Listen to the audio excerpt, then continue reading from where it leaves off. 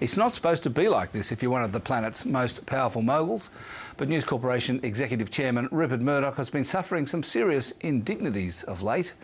His son and heir, James, has just been dragged before a UK parliamentary inquiry to be told that he's a mafia boss.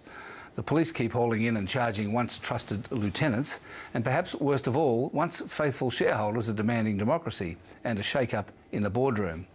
Neil Woolrich looks at News Corporation's year of living ignominiously.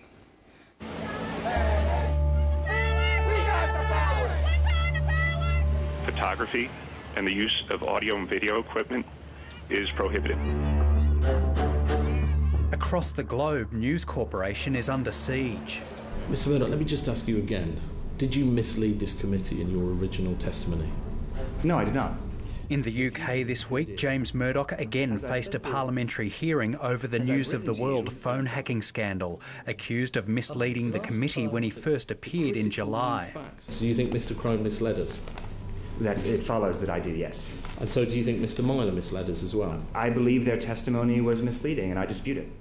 Here in Australia, there's been a management shake-up, with long-standing Executive Chairman John Hartigan stepping down to be replaced by Foxtel's Kim Williams as Chief Executive.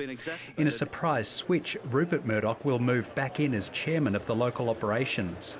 I welcome Rupert Murdoch being the chairman of the company. He has more media experience than anybody in this country. What's the message to shareholders, though, of him taking that role? I think it's a message of saying, I care, I'm involved, I wish to be part of it.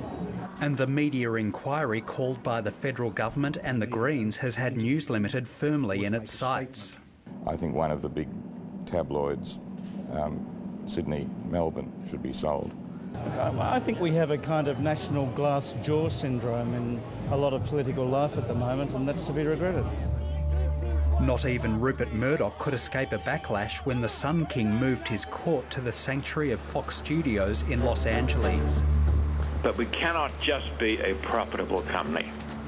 We must be a principled company. While Rupert Murdoch retains a firm grip over the company, there was significant dissent at last month's annual meeting. Now, taking out or excluding the vote of the Murdoch family, we had a couple of directors where two-thirds of all independent shareholders voted against these directors, and that's a very, very strong thing. But there was never going to be a palace coup. Given News Corporation's defensive voting and non-voting share structure, the maths are pretty simple. I think at heart it's a private company masquerading as a public one. Rupert Murdoch controls it. He easily got all his nominees re-elected to the board. He has 40% of the votes, and he has the Saudi prince who's got another 7%. And yet the Murdochs only have 13% of the capital of the company. Nonetheless, what started as a ripple of investor discontent years ago is growing rapidly. There's been management's history of overpaying for assets such as Gemstar, MySpace and the Wall Street Journal, as well as a less than generous flow of dividends. And the outrage generated by the alleged criminal behaviour and phone hacking in the UK is now swamping the company. If you go back over 10 years, and ComSec did an independent study of this beginning of the month, they showed that News Corp was the third worst performer in the ASX 50 over 10 years. In fact, it delivered minus 3% per annum. And in fact, I've done similar work going back 19 years showing that a similar sort of outcomes. Fund manager Mike Mangan has studied News Corporation intensely for many years. The fact that they've got a buyback going, which in my mind is just a price support mechanism, and it allows him to get up and tell people that he's outperformed this year. That is, he's listening to the concerns, and he's trying to give to shareholders what they want, which is outperformance. So yeah, I think he's listening to a certain extent, but he's certainly not going to give the critics what they want. And what they want is heads to roll. We're enthused that for the first time the shareholders have really stood up and unanimously and overwhelmingly identified certainly 5 directors that we do not believe are appropriate and appropriately representing all shareholders. So that part of it was a positive.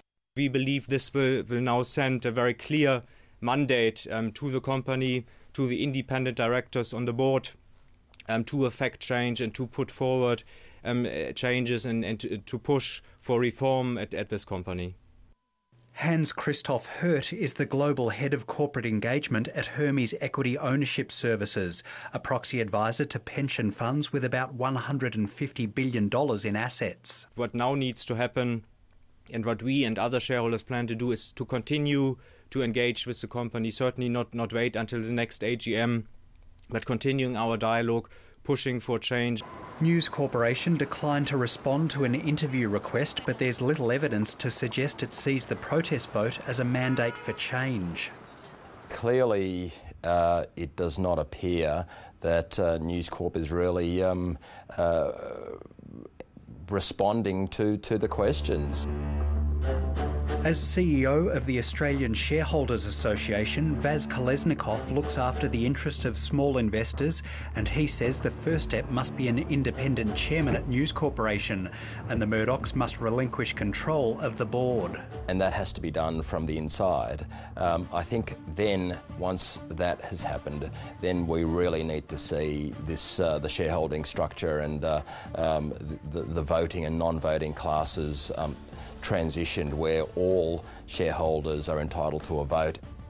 Quelling a shareholder uprising on one flank might be manageable, but News Corporation's battle lines are now stretching as an army of lawyers and prosecutors join the fray, and even a once timid political class starts to bare its fangs. Mr. Murdoch, you must be the first mafia boss in history who didn't know he was running a criminal enterprise. Mr. Watson, please. I think that's inappropriate. Mr. Chairman.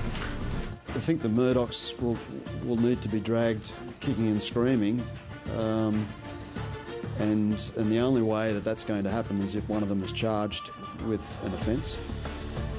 And there's no indication that might happen, although the phone hacking charge sheet now has 16 names, including senior News Corporation executives, and the police investigation is far from over.